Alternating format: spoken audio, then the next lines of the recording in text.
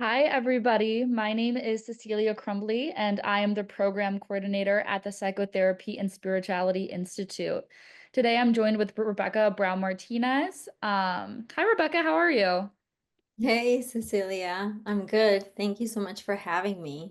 Yes, thank you so much for taking some time to tell us a little bit about your upcoming course. I would love to know a little bit about you as well as your course that's starting in the next couple weeks.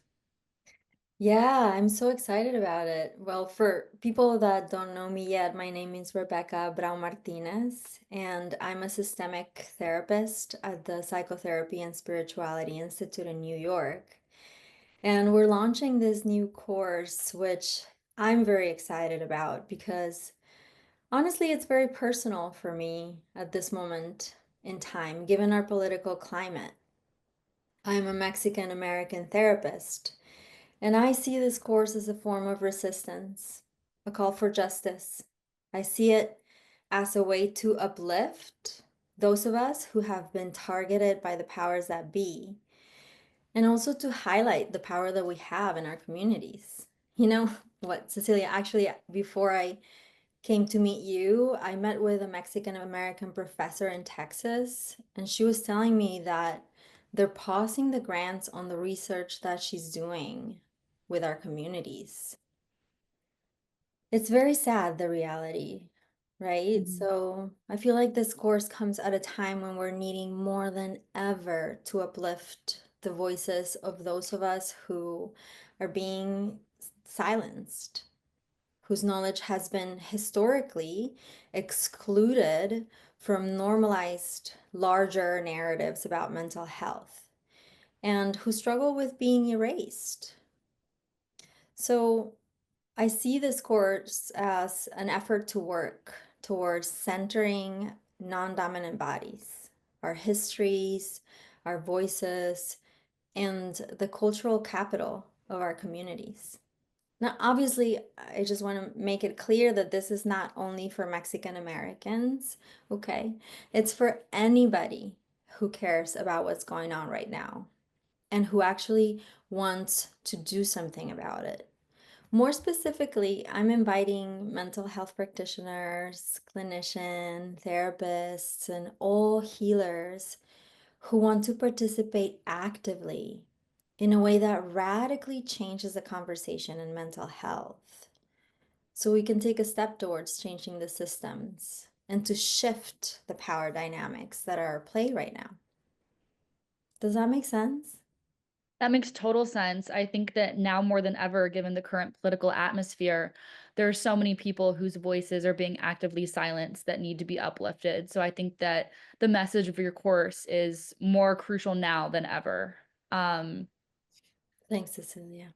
Absolutely. So why ethics specifically? Thank you for asking that. I called it ethics of knowing because I want us to address the ethics at the core of how we engage with knowledge and mental health. Okay? I want us to think about a few critical questions. Whose knowledge matters when we talk about well being? Who gets to define what's true about mental health? Whose knowledge is considered legitimate?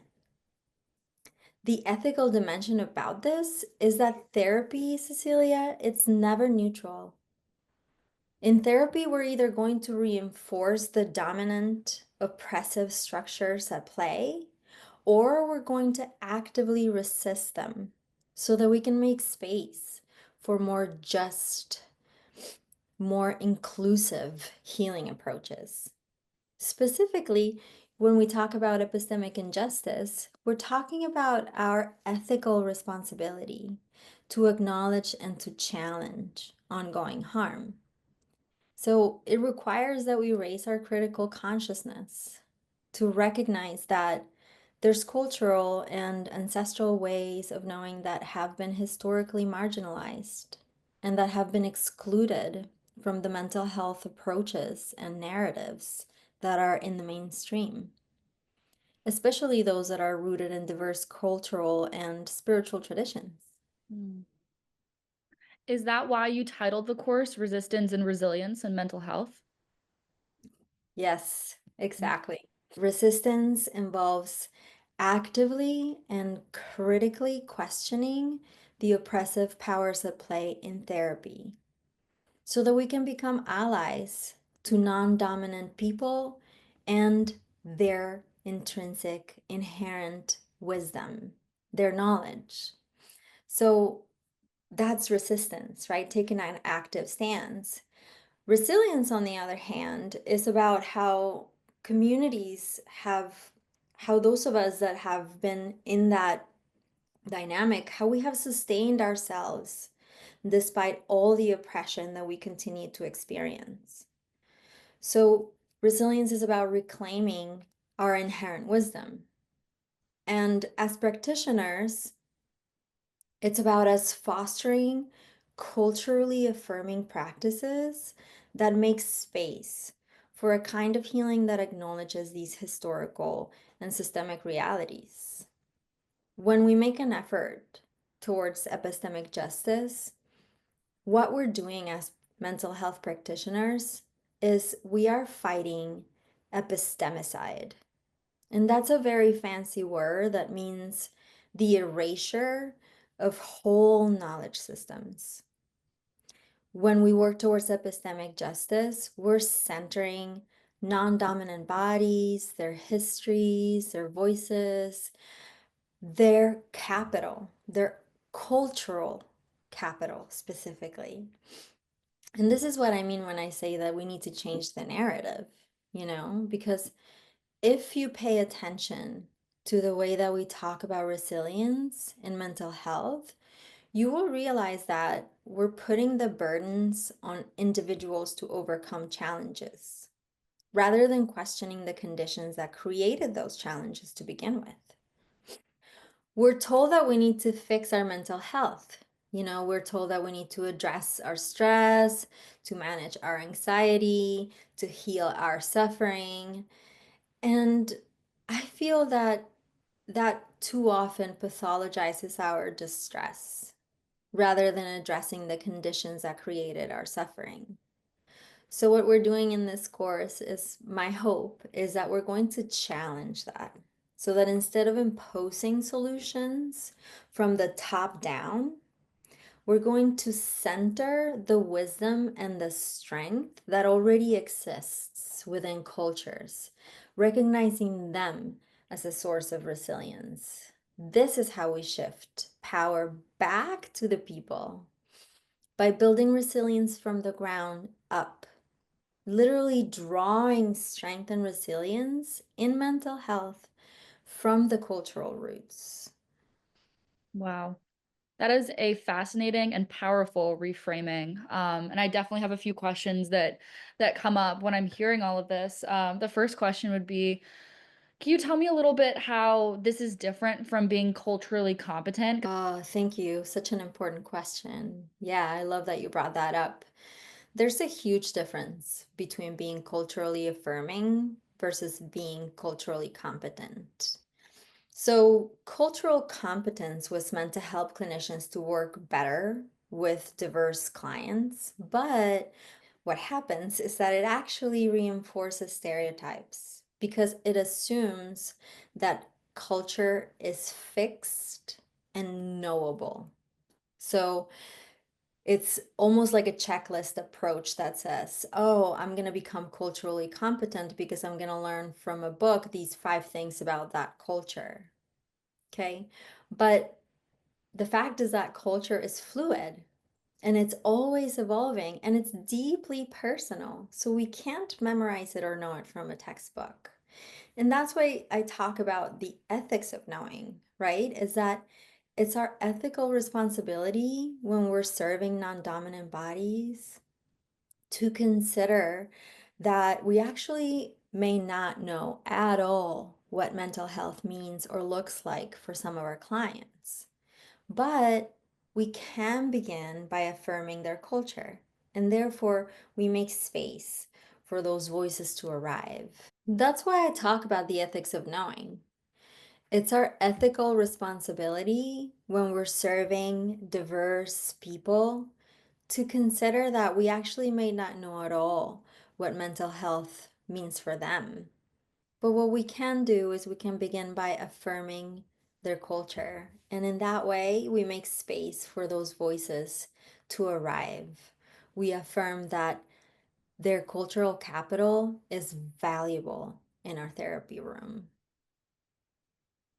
Thank you so much. At PSI, a lot of our courses are about supporting spirituality as a resource for healing, wholeness, and a meaningful life. How does spirituality fit into all of this, into the content of your course? That's part of why I absolutely love being a part of PSI. I see spirituality as being an essential dimension of healing. Spirituality for us is not about religious beliefs, okay? So that's sometimes, and for some people it is, but in this case, it's not. The way we're going to treat it in this course is we're going to approach it as connection, about meaning, and about healing. We're going to talk about what it means for each one of us, for the participants. One of the most important things that I do in my courses is that a lot of it is based on discussion because I'm also not positioning myself as an expert on any of these topics. Though I have studied them and I love them, and I'm developing this course as a clinician myself, I'm also very interested in learning from the community of therapists that are out there being interested in these topics, not just what's going on right now politically and how do we make space for the people that are suffering the most at an epistemic level, at a spiritual level, at a cultural level. I'm sure that there's a lot of really wonderful wisdom out there, and I hope that those practitioners are going to join the course so we can all learn from each other, so we can learn together. And to me, that is spirituality. It's gathering. It's sitting in a virtual circle of like-minded people. Absolutely. I think that that's a beautiful response, and something that a lot of participants can look forward to in your course is having that open conversation, that open dialogue where they can contribute their beliefs, and their background as well as learn from others. So that's it's going to be an incredible course for sure. I just want to say thank you so much again for taking the time to meet with me today and talk a little bit about your course. Thank you so much for this space. I do want to remind people that we're offering scholarships for clinicians of color and for students and for anybody who really wants to participate. But if the cost is prohibitive, please reach out and let us know that you want to participate. By the way, it's happening on Thursdays, 12 p.m. to 1:30 p.m. Eastern Time, and it's starting on March 6th, and we're meeting for 6 ongoing sessions every week. Yeah, and it's online on Zoom, so you can join us wherever you are. Amazing. And all of that information too will be made available in the captions of these videos, and on our website, which is psinyc.org. So thank you so much again for taking the time to speak with me today. I'm super interested with your course, and I know that it's going to be really fascinating.